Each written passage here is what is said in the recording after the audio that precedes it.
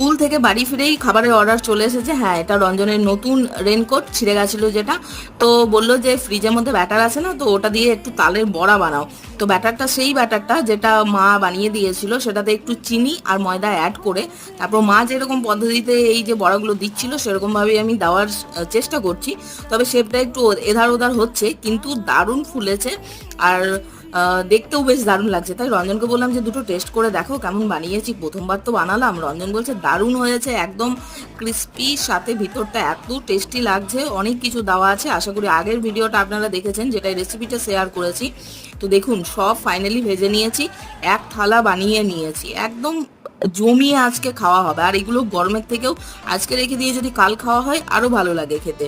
আমি তো টেস্ট করছি, ওপরে নিয়ে চলে এসেছি। একদম কিছু কিছু হয়েছে পারফেক্ট শেপে গোল, আর কিছু কিছু একটু ছাগা বাগা হয়ে আছে, তো ওটা একটু অ্যাডজাস্ট করে নেবেন আপনারা। চায়ের সাথে খাবো, একদম চিন্তা